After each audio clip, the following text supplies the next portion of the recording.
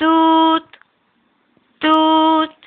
Ano, prosím. Dobrý den, to jsem já, teda my se neznáme jako jo, ale já bych se ráda na něco zeptala, jako že jo. Ano, řekněte mi vaše jméno, prosím, nám. No tak jako jméno ti fakt neřeknu, protože mě schání policajti, že bych to měla pruser. Ale řeknu ti, že jsem se narodila 7.7.1885. Stačí ti to? No, tak mluv. Takže 7.7.85, takže já se podívám. Můžete mluvit prosím trochu nahlas, je vás blbě slyšet. Mě blbne pevná linka. Ano, ano. Tak a ještě mi prosím vás řekněte, takže ještě mi prosím vás řekněte. Co byste chtěla vědět? No, proč jsem tak blbá? Proč mám filcky? Proč se nemůžu vyučit? A to už to dělám asi po 55. jako to blbou školu. Kde teďka chlastá můj manžel? A kde mám ty skurvený děti?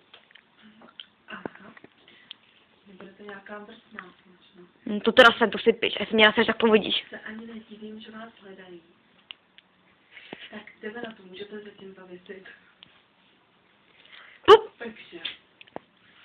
Takže váš manžel nikde nechlastá. Je u své přítelkyně, u své milenky. Je na mělníku. A vaše děti, ty jsou malé, takže by měly být u vás doma. Takže se nedivím, že vás hledají policajti. Takže to byste měla vidět vy, kde máte své děti. A proč máte filtky?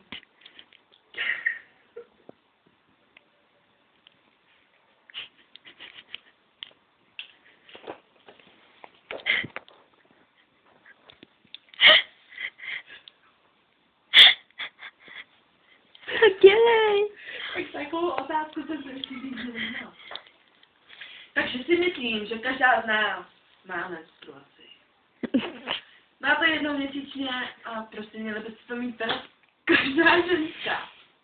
Takže se jako fakt prostě divím, že se mi tady na to ptáte. A máte proto, protože to sama nevím. No a takže vám řeknu asi váš osud.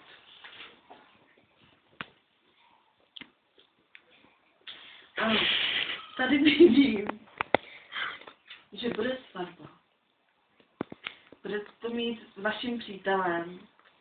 Vy jste se rozvedli nedávno, ale bude další svatba, při který budete mít ještě se svojí kamarádkou Elizabeth.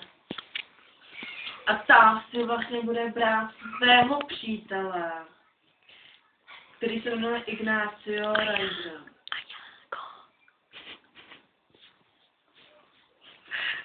A vlastně to bude svatba, kde se budete dávat i vy, Izabela Kamenová, s Alfonzem.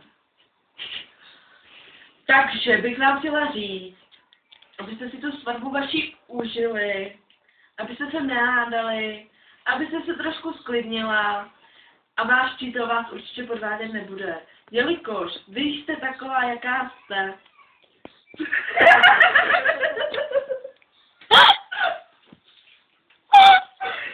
Tak je jasný, že vás váš Alfonzík bude podvádět. Krávo, proč mě voláš do éteru, ty vole? Debile, tak mi poslať, že já jsem Elizabety Krávo 1.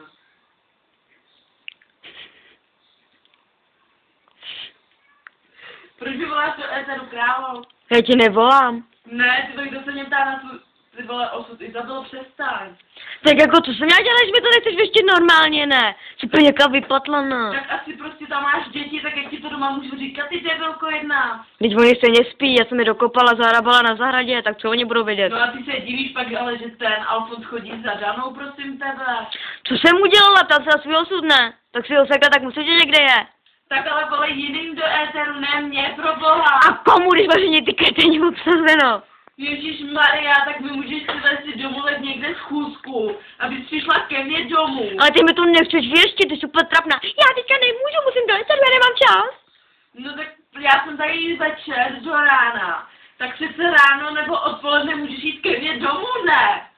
Tak to je taky dobrý nápad, hele, tebe tolka pálí. Ale prostě přijď dneska, ty vole, ve 2 budu doma odpoledne, tak přijď, já vemu karty a vyložím ti to, víš co. Tak já vyprostíme z toho. No a co jinak, Míša, Alfonzi, udany, ne? Jaký buzera. To tady mám všude napsaný, víš co, já jsem ti to prostě říkala, že chodí za tou čajory. Tam říká hlavatej, ty vole, to ní říká zubatá, vole. A prostě pořád spolu jsou, jako já, mě tohle fakt nejde do hlavy, víš co. Jenomže ty vole, teď mi tady vole ty kretenky, vole, že prostě jejich osud se jim nějak, vole, to. No prostě vůbec úplně tady chcípám, víš co, už ty prostě domů, ty vole, za dětma, ty vole, za Ignáciem. Úplně jsem fakt v prdeli, víš co. Ale domluvíme to potom, já teďka přišel buzera, ten musím dát tu večeři. Jo, jdi mu dát pasku, mu bráchovi. A jo, pozdravuj tě, zabila ty, Jo, ty bryle. tak. Ale já jdu zase pesku, čau. Jo, čus.